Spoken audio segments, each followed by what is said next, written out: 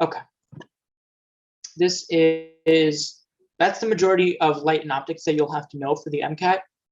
There is one other section that I do want to cover, lenses and mirrors.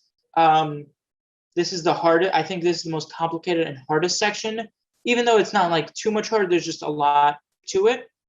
Luckily, it's also the one that's tested the least, right? So if you don't understand it, of course, try, but it is what's tested the least. So at least you have that going for you. But I think you should still know it, because just in case it is tested, I think it's important that you understand this, because especially if you want to go in med school, what's the most common lens that we have? Other than the one I'm wearing, my glasses, the most common lens we have is actually our eyes. Our eyes act as lenses, so you should really know how those work, right? So this is actually something that could be relevant to medicine, right? Unlike some of the other physics that we cover. Okay, so there's two types of lenses and mirrors. There's concave and convex, which have different properties.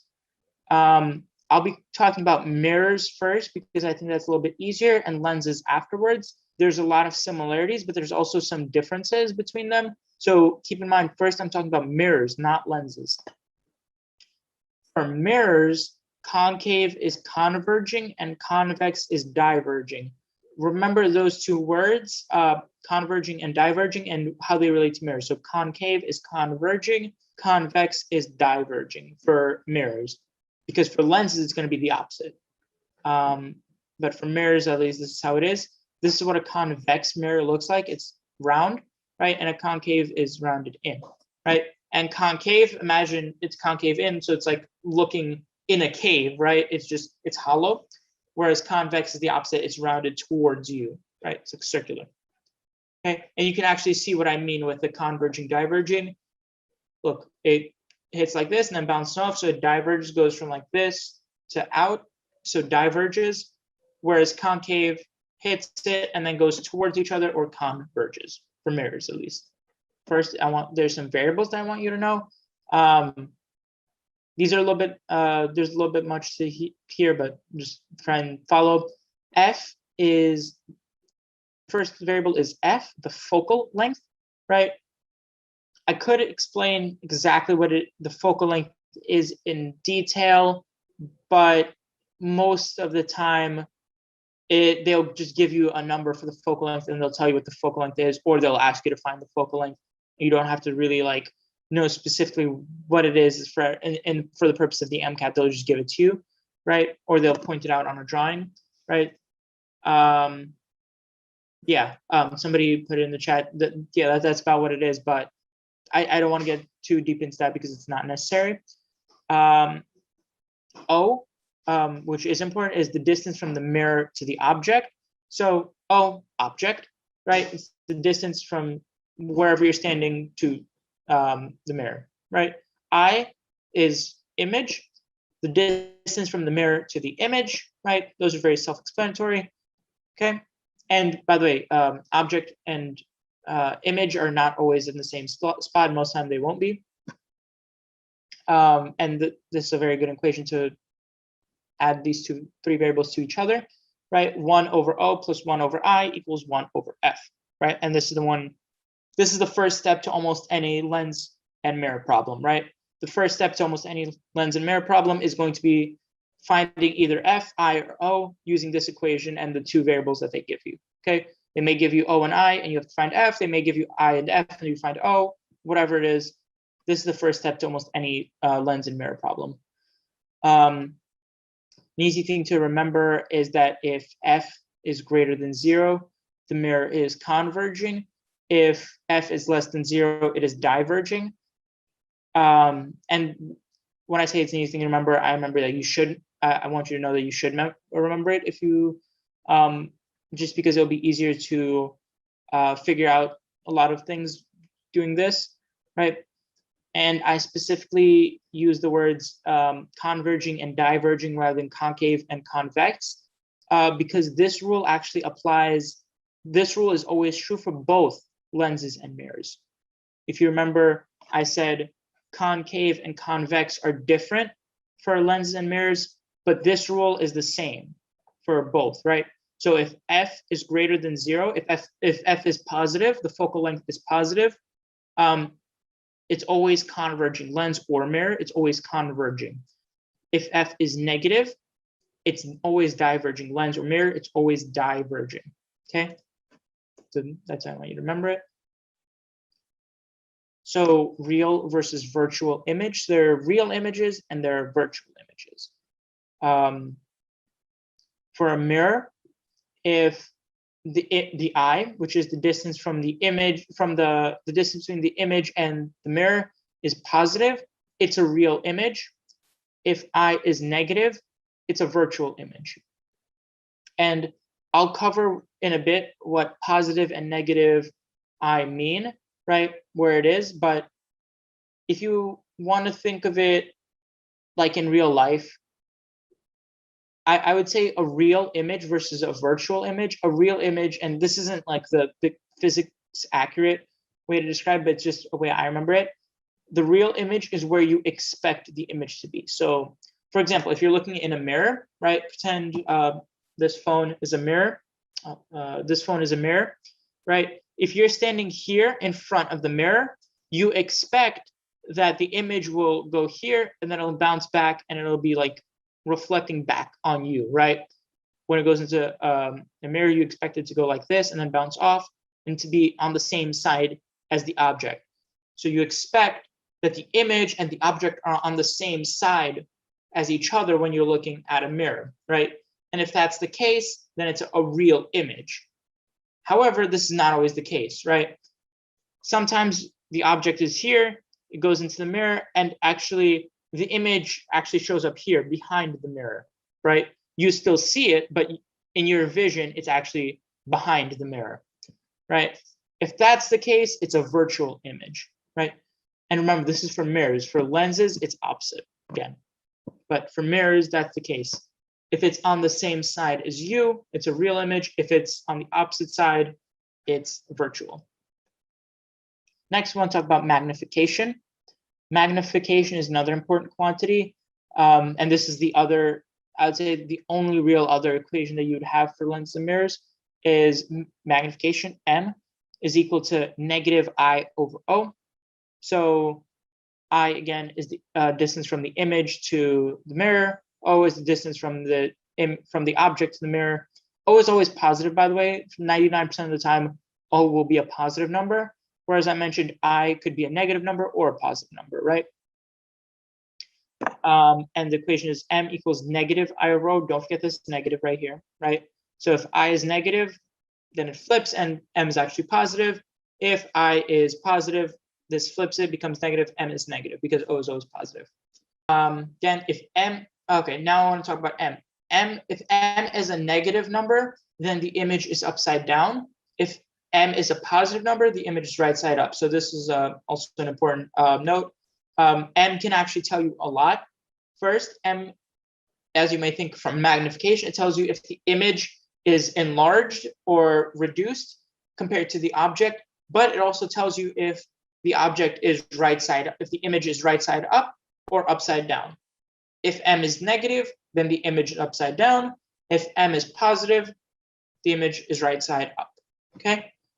And now for magnification, if M is greater than 1 or less than negative 1, or if the absolute value of M is greater than 1, the image is bigger than the original object. It's scaled up, right? So if you want to think of it as a scale, 1 being 100%, if it's greater than 1 or less than negative 1, it's the magnification is 110%, 150%, 200%, or something like that, right?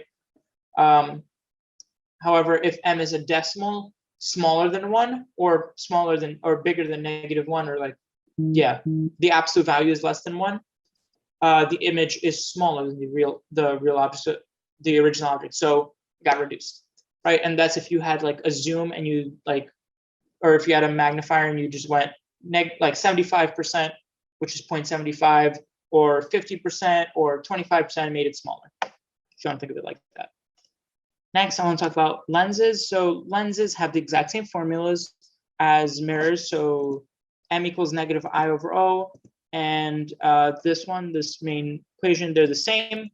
The only differences between lenses and mirrors is in lenses, converging is convex, diverging is concave, right? If you remember from mirrors, it was the opposite, but here converging is convex, diverging is concave, right? But the rule with a positive F being converging and a negative F being diverging still applies. All it means is if you have a positive F for a mirror, it's concave. If you have a positive F with a lens, it's convex, right? But it's still converging both ways. And negative F is still diverging both ways, okay? Next, when I was talking about images, right, being real versus virtual, again, it's the same thing as in mirrors for lenses, right? A positive eye is still a real image, and a negative eye is still a fake image. Sorry, whoever that is, mute. Thank you. Okay. And a negative eye is still a virtual image. But, however, now the locations are different. So, like I mentioned before, if you had a mirror and you had a person, you expect that for a real image, you expect that it goes to the mirror and then it bounces off and the image will be produced on the same side as the object, right? Because mirrors reflect, right? And that's how you know it's a real image. With lenses, it's kind of the opposite. If you want to think of it this way, and this is how it helps me, but it's not actually like exactly physics accurate, but it's just a helpful way to think about it. If you are standing on this side and then there's a lens here, say like a glass wall or some kind of lens, right? Where you would expect the light from you to travel this way, and then actually rather than reflect like in a mirror, you'd expect it to go through, right? And you'd expect the image to be here, right? On the other side of the lens, right? And that's what a real image is for lenses. Unlike in mirrors, you don't expect it to reflect, so you expect it to go through, and it would have to be on the opposite side of you to be real. Whereas if it does reflect and go back onto the same side as you for a lens, it's actually a virtual image, right? Again, it's the opposite as in mirrors. Okay, and I will show you a picture here as well. This is what a concave and a convex look like, right? And somebody want to ask for pictures, right? In a lens, so say this was a person, and the person is the object, right? So I'll put an O here, object, right? And you have say a convex mirror, convex lens. This is a lens, right? What I was saying before was you expect the light from you, the object, to travel this way, reach the lens, and then continue traveling this way. And then there will be an image, which I'll just draw as a big eye, an image formed right here. Notice how you and the image are on opposite sides of the lens, right? This is real. If instead, back to the person, the object, and then the lens, right? The light travels from you to here, and then actually bounces back. And then the image is right here behind you, right? This is the image is on the same side of you from the lens, which is not what you would expect, and it's virtual. Right? This is virtual. Whereas for a mirror, right? This is say a mirror, again, person is the object, right? You expect that it hits the mirror and comes back, and now the image is on the same side as you, because mirrors we expect reflect back, right? And just like we would expect, the image is on the same side as the person, so now it's real for mirrors. Whereas if it were to go through and the image were focused here on the opposite side, it would be virtual. Okay. For lenses, convex, converge. And concave is diverge for lenses. For mirrors,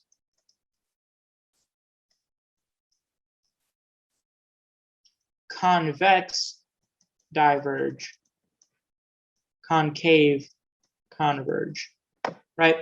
Again, you can see that in the way the light works here in this picture. So the light rays are coming in like this, and then once they hit the convex lens, they all bunch up to each other. They converge to each other. Whereas here, they like this, and then they go out, so they diverge, right, from away from each other. In a concave lens, they diverge from each other, right? Whereas here, convex, which was converging for a lens, they hit the mirror and then they bounce off away from each other, so they diverge from each other. Whereas a concave mirror, they go towards each other, right? They go towards each other, so they converge. Okay, this one's a little bit more complicated and it does involve some math. I'd highly recommend using like scrap paper, something else you have. Again, remember I said that 1 over O plus 1 over I equals 1 over F is essentially the first step in almost any lens or mirror problem. That's always the first step. So try and see if you can do that, right? And the other important equation that I said to know was M equals negative I over O, the magnification equation. Those two equations will pretty much be, with those two equations, you're pretty much able to solve any mirror lens problem. All you have to know is just some other stuff, right? How they relate to each other. What does some wording mean? What is a convex lens in this case? It's a converging, diverging, right? Okay.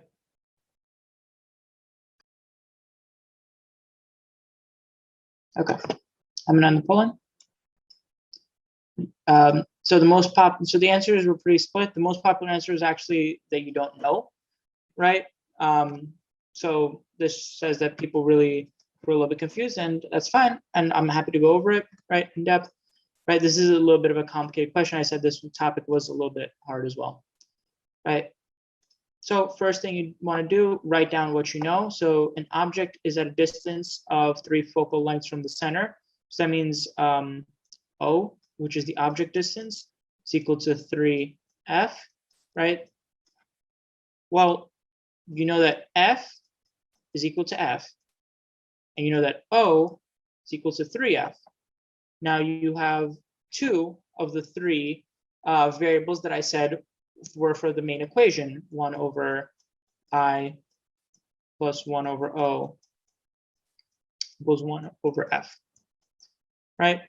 We can erase 1 over O, I mean, and then replace it with 3F, right? Because we know that O is equal to 3F, right?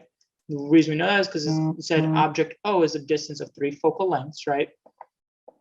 Okay, now we want to rearrange this, so like terms on the same side. Subtract this from both sides, subtract this from both sides, you can rearrange it. 1 over 3F. Or actually, it would be easier if I subtracted this from both sides. So we do that. 1 over I is equal to 1 over F minus 1 over 3F, right? Doing a simple subtraction with fractions, if you guys remember, get like terms in the denominator, so multiply this by 3, multiply this by 3. Now you have 3 over 3F, which is equivalent to 1 over 1F, right? Minus 1 over 3F to get 1 equals 1 over I. What you get when you do this is just 2 over 3F is equal to 1 over I, right? If we're trying to find what I is, all we simply do is just, we can cross multiply if you have more complicated numbers. In this case, you can actually just flip it, but let's just cross multiply just so you guys see it. Cross multiplication is like this. So I times 2 is 2I. 1 times 3F is just 3F, right? Divide both sides by 2 to isolate I equals 3F over 2. We found out what I is, we know what O is, and we know what F is. we want to find what is the ratio of the height of the image to the height of the object. What does that sound like? Ratio of height of the image to the height of the object. Well, that sounds like magnification, right? What's the ratio? Like what the ratio is what the magnification is, right? So what they're actually asking you is, what is the magnification, right? Magnification is equal to 3/2i. But since we don't care about if it's upright or inverted, since we don't care about that, we actually don't have to put the minus sign, right? Magnification is usually m equals -I/O. Since we don't care about what the sign is for m, it's positive or negative, all that determines is if the image is upright or upside down. Since we don't care, we don't have to do that. We're just doing I/O. I is 3/2f, right? O is 3f. Simple. Now it's just simple division. F cancel out. 3/2 divided by 3. So I can actually just multiply by 1/3, right? Multiply. The way you divide fractions is you change the sign to multiplication and flip the fraction. So 3/1 becomes 1/3. 3 cancels out. All you're left with is equal to 1/2, right? So the answer is C, 1/2.